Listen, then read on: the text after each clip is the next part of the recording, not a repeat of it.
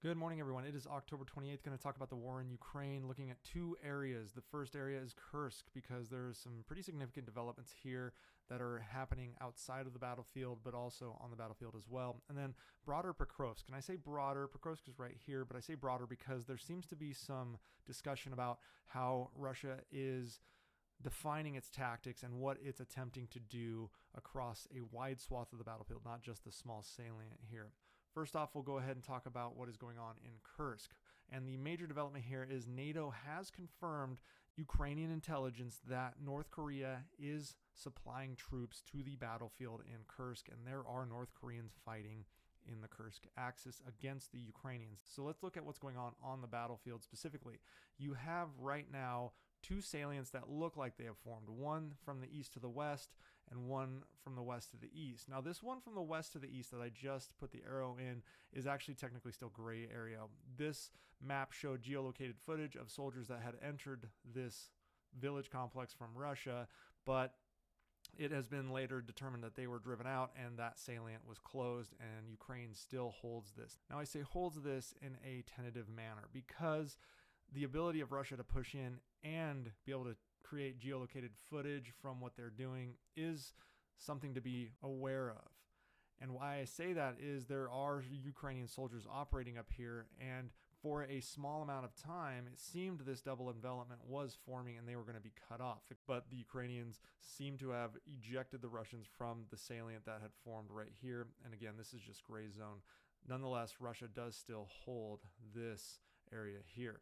Now, moving southward in the Kursk region, we see one other salient that is formed near the Ukrainian border, and that is where Russia has pushed in here. This is a new formation as they are trying to split these villages that Ukraine currently holds. It's very difficult to take a village with urban warfare. So basically, what Russia is doing is trying to find ways to gain ground through the open field, open territory under the cover of their artillery. And that is what they're doing in this situation here.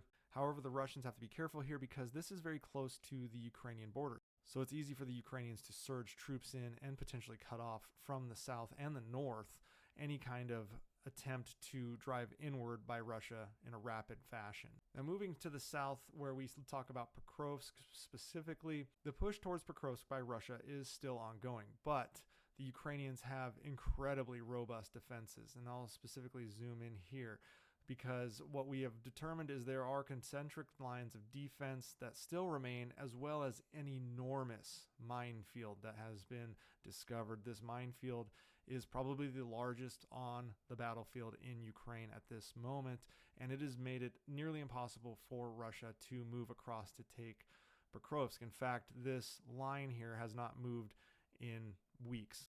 Zooming out, you can see what Russia is trying to do instead.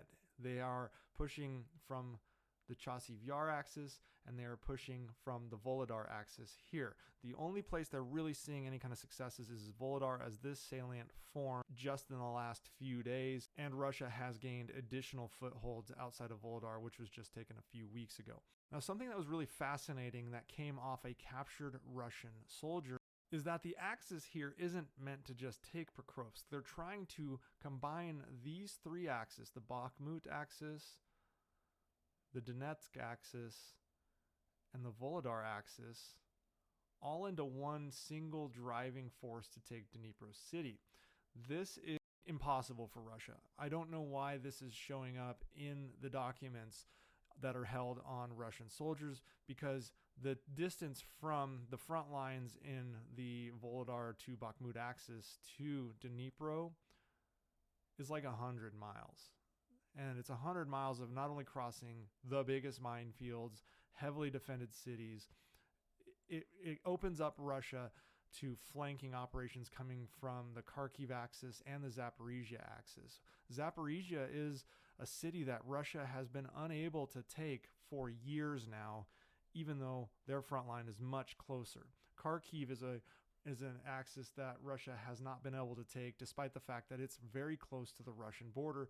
So new documents showing big efforts coming out of Donetsk, Volodar, and Bakhmut to suddenly take Dnipro is absolutely ridiculous. It must be a morale building scenario where they say we're moving so fast and so hard that we'll be able to take Dnipro city. That just isn't the case. There's just no way to do that. And obviously the soldiers that are operating in the axis that runs from Volodar to Bakhmut are going to realize that they've been fighting for simply Pokrovsk for months now, and just a few days ago the Russians lost something like 1,693 troops in a single day.